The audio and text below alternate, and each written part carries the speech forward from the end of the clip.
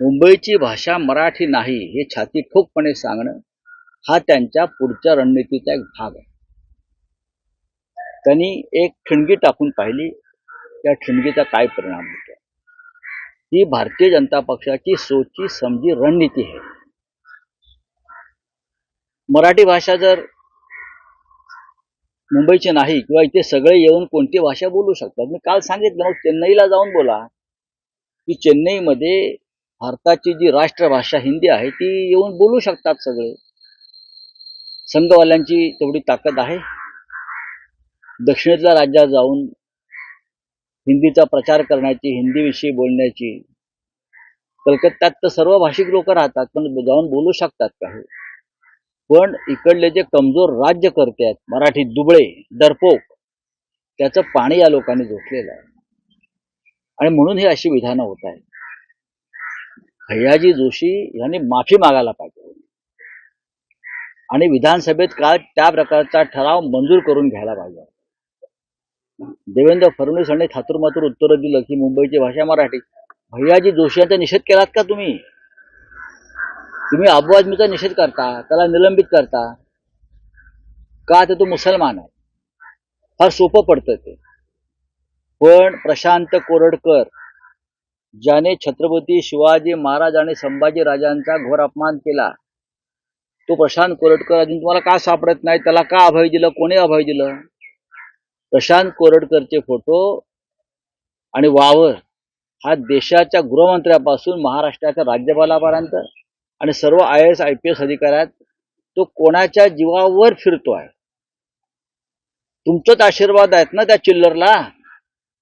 राहुल सोलापूरकर हा RSSच्या मुख्यालयात जाऊन बैठका घेतो. त्याने छत्रपती शिवाजी महाराज हे भ्रष्टाचारी आहेत म्हणून सांगितलं. छत्रपती शिवाजी महाराज हे भ्रष्ट आहेत हा राहुल सोलापूरकरच्या बोलण्याचा अर्थ आहे. आग्र्याची सुटका हा दिग्विजय आहे छत्रपतींच्या जीवनातला. हे फार मोठं युद्ध आहे, गनिमी काव आहे. आणि RSSचा आणि भाजपचा राहुल सोलापूरकर सांगतो की छत्रपती शिवाजी महाराजांनी आग्र्यातून सुटताना कोणते शौर्य दाखवलं नाही, तर त्यांनी लाच दिली औरंगजेबाच्या लोकांना, कुटुंबाला, आणि ते सुटले. म्हणजे त्यांनी एक प्रकारे छत्रपतींना भ्रष्ट ठरवलं. काय कारवाई केली देवेंद्र फडणवीस यांनी किंवा सरकारनं त्यांच्या? एक प्रकारे औरंगजेबाचं उदात्तीकरणच आहे ना.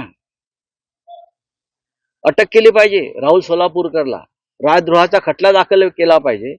व देवेंद्र फडणवीस आणि त्यांचं सरकार प्रशांत कोरडकर, भैयाजी जोशी आणि राहुल सोलापूरकर यांच्या बाबतीत मूग गिळून का बसलाय, शेपट्या घालून का बसलाय? कळू द्या ना. का? ते तुमच्या पक्षाचे कार्यकर्ते आहेत म्हणून सांगा ना. स्पष्ट माझा प्रश्न आहे. कॉमस्कोर नुसार आता isakal.com आहे देशातील नंबर 1 ची मराठी न्यूज वेबसाईट. प्रत्येक अपडेटसाठी isakal.com ला नक्की भेट द्या.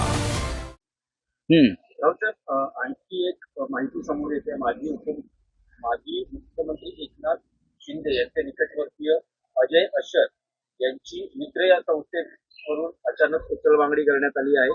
त्या जागी प्रवीण परदेशींची नेमणूक केली गेली आहे. पुन्हा एकदा सेवकाच्या राजकारण. प्रवीण परदेशींची नेमणूक होणं या उद्योजकांच्या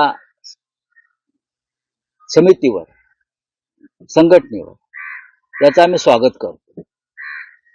अजय अशर हा एक बिल्डर होता ठाण्यातला. त्याचे उद्योग सगळ्यांना माहिती आहेत. आधीचे मुख्यमंत्री एकनाथ शिंदे यांचे संपूर्ण व्यवहार पाहणारा, जमिनीचे व्यवहार करणारा आणि त्यांचा पैशाचं संरक्षक म्हणून त्याची ओळख आहे. कलेक्टर. शिवसेना जेव्हा 3 वर्षापूर्वी फोडण्याचा प्रयत्न केला तेव्हा आमदारांना विकत घ्यायचा प्रयत्न झाला. त्यात पैशाची देवाणघेवाण करण्यामध्ये आमदारांना अजय अशर होता. अजय अशर, सुरतचे खासदार भाजपचे, इतर काही ठेकेदार मुंबईतले, या सगळ्यांनी मिळून आमदारांना विकत घ्यायचा प्रयत्न केला. त्यात अजय अशर होते. अजय अशरने मधल्या काळामध्ये हजारो कोटी रुपयाची संपत्ती बेकायदेशीरपणे गोळा केली. माझ्या माहितीप्रमाणे त्याने आता देश सोडलेला आहे. आणि त्याने देशातून पलायन केलेलं आहे. नीरव मोदी, विजय मल्ल्या असे अनेक लोक पळाले. आता अजय अशर पळाला. त्यांना तो एक राणा नावाचा कोणता एक अतिरेकी आहे, त्याला परत आणण्यासंदर्भात चर्चा सुरू आहे. हे आर्थिक गुन्हेगार आहेत, हे आर्थिक क्षेत्रातले अतिरेकी आहेत, टेररिस्ट आहेत. यांना कधी परत आणणार? अजय हसरला अटक करून त्याची झडती घेतली पाहिजे की त्यांनी माजी मुख्यमंत्र्यांच्या साठी कुठे आणि कसा पैसा गोळा केला हे सगळ्यांना माहिती आहे. किमान 10,000 कोटी घेऊन हे महाशय परदेशामध्ये स्थायिक व्हायला गेलेले आहेत आणि त्याच्याकडे या सध्याच्या सरकारमधल्या अनेकांचे पैसे गुंतवलेले आहेत. जर देवेंद्रजींनी भूमिका घेतली असेल की अशा व्यक्तीला मैत्री या संघटनेतून दूर करावं आणि एखाद्या चांगल्या अधिकाऱ्याला आणावं तर त्याचं स्वागत केलं पाहिजे. बघा, अजय असर आणि त्याचे राजकीय आखा ही ईडीची फिट केस आहे.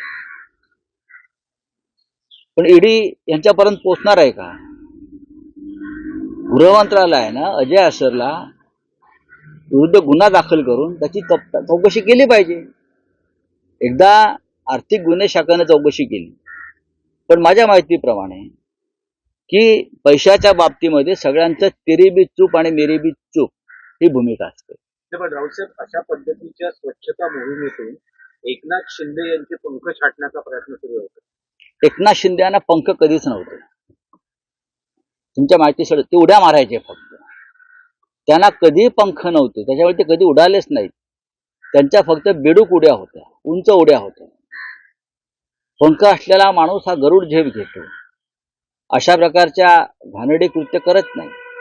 त्याच्यामुळे त्यांना पंख होते आणि पंख छाटले हे काय मला मान्य नाही. हा, त्यांच्या उड्यांना बंदी घातली आहे. राऊतसाहेब, आणखी एक होतं की काल विधान परिषदेमध्ये अनिल परब यांनी भाषण करताना काही संदर्भ दिले ज्यात छत्रपती संभाजी महाराजांचाही भाषणात उल्लेख होता. मग राज्यपालांच्या अभिभाषणातून संभाजी महाराजांचा उल्लेख वगळणं वगैरे वगैरे असे सगळे संदर्भ देत असताना त्यांनी एक विधान केलं की कशा प्रकारे त्यांचाही छळ झाला. ईडी, सीबीआय अशा माध्यमातून नोटिसेस बजावून त्यांना पक्षांतर करण्यासाठी मजबूर केलं गेलं. हे झालं. एक समोर एक तुमचा मूर्तिमंत उदाहरण आहे ना. याच वास्तूमध्ये माझा छळ करत होते ना ईडीवाले येऊन, इथेच तुमच्या समोर.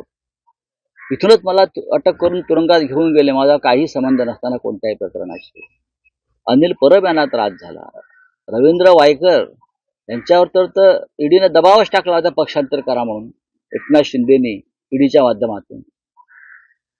जे घाबरले नाही, ज्याने छत्रपती शिवाजी महाराज, संभाजीराजे आणि हिंदुहृदय सम्राट बाळासाहेब ठाकरे यांचा आदर्श बाळगला, ते शरण गेले नाहीत.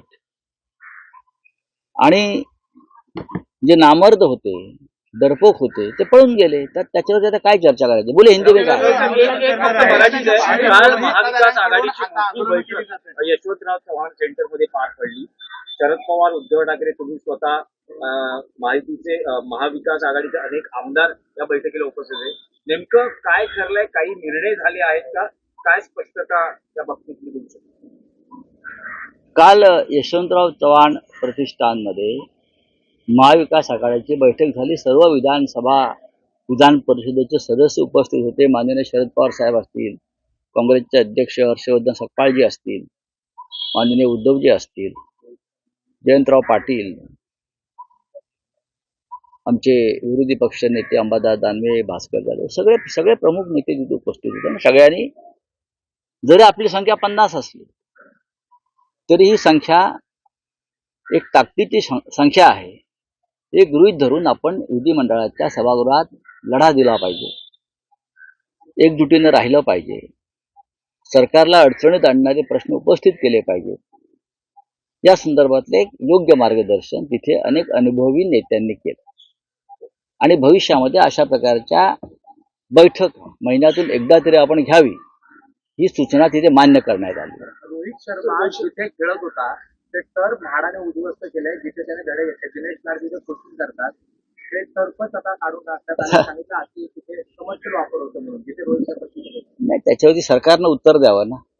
बोले आपका क्या है? जोशी ने कहा कि उनके जो बयान को गलत तरीके से लिया जा रहा है. कैसे गलत तरीके? भैयाजी जोशी बहुत अनुभवी नेता है, बुजुर्ग नेता है, हाँ, रिस्पेक्टेबल लीडर है. आरएसएस के लोग जब एक बयान देते हैं तो बहुत सोच समझ कर देते हैं, और क्या बोलना चाहिए क्या नहीं बोलना चाहिए ये सोच कर बयान देते हैं. मुंबई की भाषा मराठी नहीं है. ये बयान जो आरएसएस की तरफ से आया है वो बहुत ही गंभीर है. उनकी सोच क्या है, भविष्य के बारे में, वो मुंबई महाराष्ट्र के बारे में क्या सोचते हैं, ये उसमें से व्यक्त हुआ है. ये लोग मुंबई को महाराष्ट्र से अलग करना चाहते हैं. ये उनका पुराना एक सपना है, मकसद है. ये उनके मुंह से बाहर निकला है. लोग भड़क गए हैं. क्या इस प्रकार की भाषा, इस प्रकार का वक्तव्य चेन्नई में जाकर करते हैं कि चेन्नई में हिंदी बोलना चाहिए, हैदराबाद में जाकर बोल सकते, या अमरावती जो है आंध्र की राजधानी, वहां जाकर ये भाषा बोल सकते, केरल में जाकर बोल सकते, कलकत्ता में जाकर बोल सकते? नहीं बोल सकते.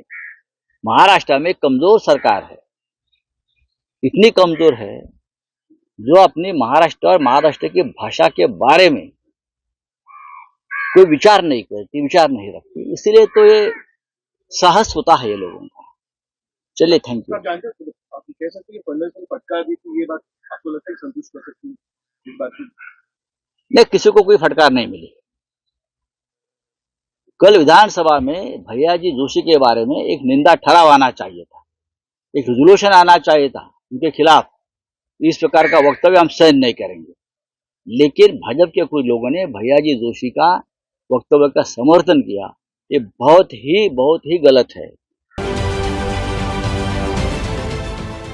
देश विदेशातील प्रत्येक घडामोडींचे लाईव्ह अपडेट मिळवण्यासाठी आता साम टीव्हीच्या सर्व सोशल मीडिया प्लॅटफॉर्मला लाईक, फॉलो आणि सबस्क्राईब करा. तसंच सर्व नोटिफिकेशनसाठी बेल आयकॉन प्रेस करायला विसरू नका.